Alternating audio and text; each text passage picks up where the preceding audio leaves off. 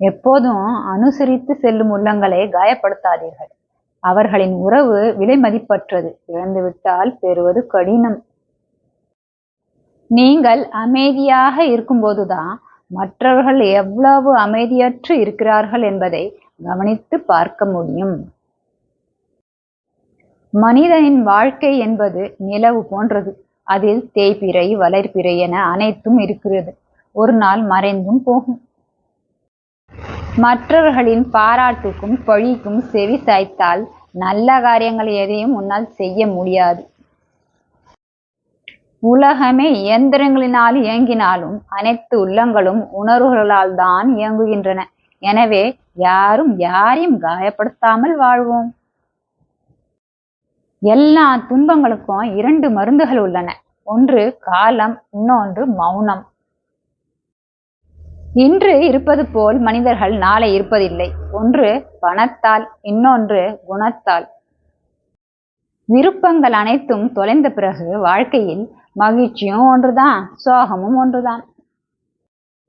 இங்கு வாழ்க்கைய விருப்பத்தோடு வாழறவங்களோட விதியே என்று வாழ்பவர்கள் தான் ஏராளம்.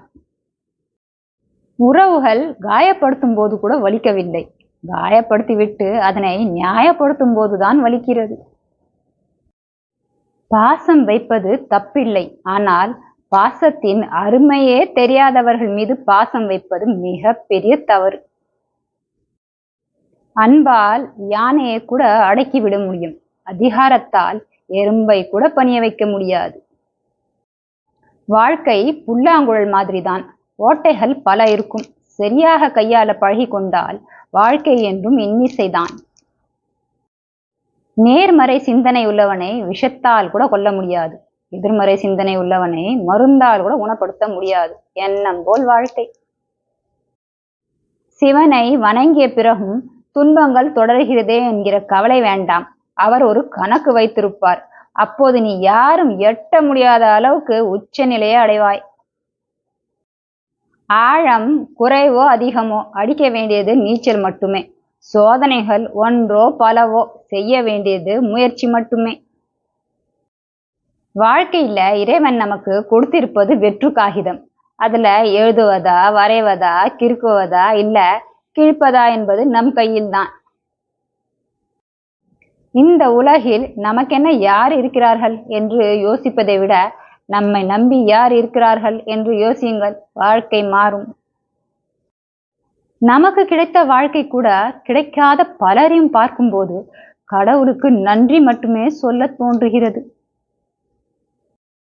நமது பிள்ளைகளுக்கு வறுமை தெரியாமல் வளர்ப்பது தவறில்லை. ஆனால் நமது உழைப்பு தெரியாமல் வளர்ப்பதே மிகவும் தவறு. நீ தேவை என்று இருக்கும் வரை உன் தவறுகள் மன்னிக்கப்பட்டு கொண்டேதான் இருக்கும். நீ தேவையில்லை என்றால் சிறு தவறும் பெரிய தவறாய் தெரியும். வருடங்கள் மாறுவதால் வாழ்க்கை மாறாது. விடாமுயற்சி இருந்தால் மட்டுமே வாழ்க்கை மாறும். எதையும் எடுத்து செல்ல முடியாது என்பதை அறிந்தும் ஏனோ மனிதர்கள் எல்லாவற்றையும் அடைய ஆசைப்படுகின்றனர். இருப்பதோ ஒரு வாழ்க்கை. யாரையும் வெறுக்காமல், யாரையும் துன்புறுத்தாமல் வாழ்ந்துவிட்டு செல்வோம். இல்லாதவனுக்கு எது கிடைத்தாலும் அது அதிசயம். இருப்பவனுக்கோ எது கிடைத்தாலும் அது அலட்சியம். வாழ்வது சுலபம் எப்ப தெரியுமா? அதிகம் யோசிக்காதவரை. விடையை கண்டுபிடிப்பதுக்குள் கேள்வியையே மாற்றி விடுகிறது இந்த வாழ்க்கை. ஒரு சில உறவுகளின் சுயரூபம் தெரியும் போதுதான் மனம் மிகவும் ஒலிக்கிறது. இவர்களையா இத்தனை நாள் உயிராய் உணர்வாய் உறவாய் நினைத்தோம் என்று நம்பி ஏமாந்தது என் தவறுதான்.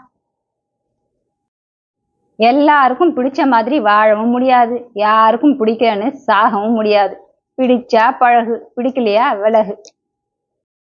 இறைவனுக்கு கொடுக்க நினைப்பதை இல்லாதவர்களுக்கு கொடுங்க. உங்களிடம் யாசகம் பெறும் அளவிற்கு கடவுள் ஏழை இல்லை.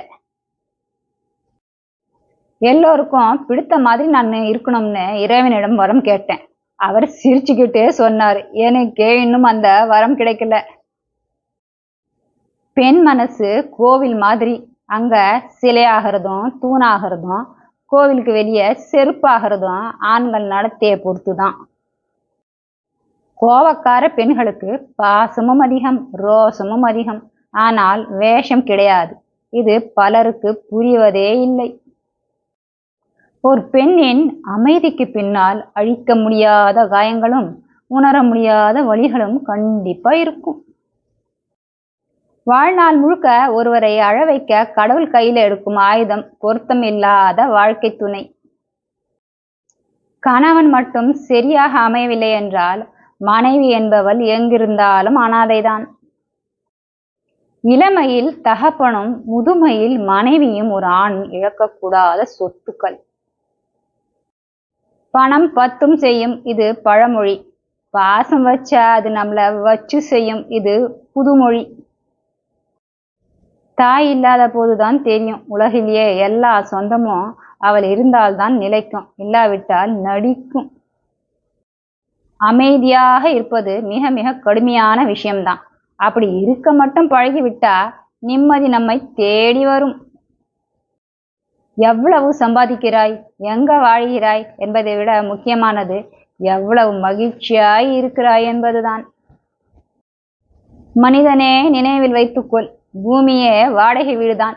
எல்லோரும் ஒரு நாள் வீட்டை காலி செய்துதான் ஆக வேண்டும். நண்பர்களே, மீண்டும் மீண்டும் சந்தித்து கொண்டே இருப்போம். பிடித்திருந்தால் லைக், ஷேர் அண்ட் சப்ஸ்கிரைப் பண்ணுங்க.